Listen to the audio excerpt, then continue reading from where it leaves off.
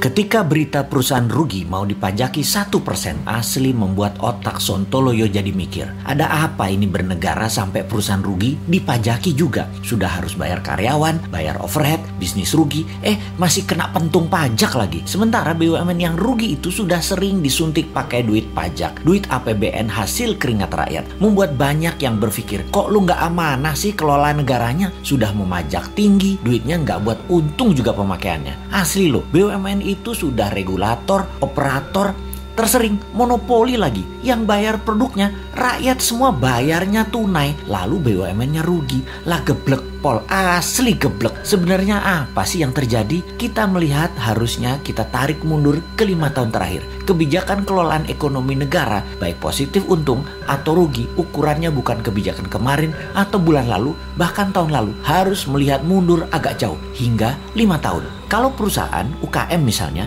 bisa terlihat langsung sebuah kebijakan bulan lalu membuat perusahaan untung atau perusahaan rugi. Bisa langsung terlihat. Keadaan ekonomi negara saat ini kita melihat faktanya adalah uang kering. Faktanya adalah uang yang beredar hanya 44% dari PDB. Banyak orang menahan uangnya untuk tidak muter. Ini sudah kejadian lama. Melambat dan melambat. Ekonomi turun karena keringnya uang beredar. Kita bandingkan dengan negara lain. Jepang saat ini uang beredarnya 120% dari PDB. Tiongkok 250% dari PDB. Amerika 200% dari PDB. Gini deh, kita kasih info tambahan lagi. Di Tiongkok yang transaksinya pakai non tunai itu 2 kali PDB Tiongkok yang 13.000 billion dolar. Sebanyak 26.000 billion dolar transaksi non cashnya. Indonesia hanya 6% dari PDB yang 1.000 billion tersebut. Hanya 60 billion.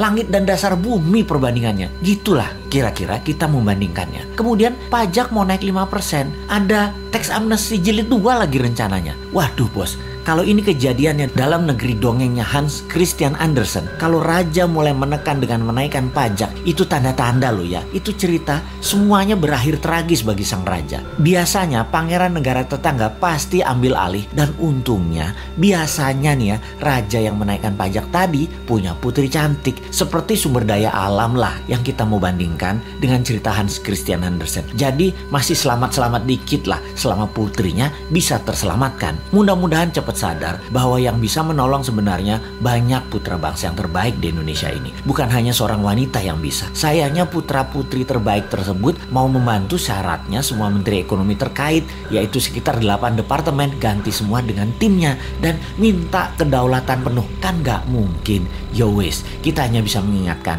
gak dipakai gak apa-apa. Toh jabatan ada batasannya juga, kepinteran ada batasannya juga.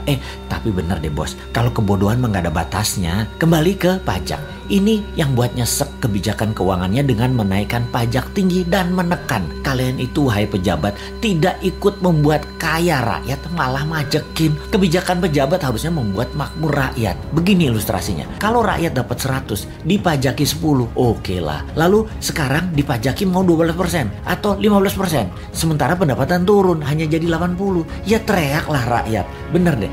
Kalau karena kebijakan yang bijaksana, rakyat dari 100 jadi 130, jadi 150, diambil 15%, ya nggak apa-apa juga. Begitu loh menjadi pejabat. Kebijakannya menghasilkan manfaat baik. Sekedar mengingatkan lagi, pendukung pejabat saat ini terbanyak dari bisnis properti dan batu bara. Lalu 5 tahun ini properti setengah mati, bahkan sebagian sudah mati suri. Cash beredar rendah, kredit bank buat beli properti dibatasi, perkantoran dan mal lengang karena pembatasan gerak manusia. Pariwisata dunia belum jalan baik ke Indonesia. Lengkap sudah penderitaan pemain properti di Indonesia. Dulu dibantu, sekarang terlupakan. Piye toh bos, jadi banyak yang merugi. Kena pajak 1% lagi. Mampus dah. Wes 2024 gak usah dipilih semua calon-calon dari pejabat sekarang deh. Pasti sama lagi kebijakannya. Cari yang baru. Masa gak ada berlian di antara 270 juta penduduk Indonesia selain mereka sih?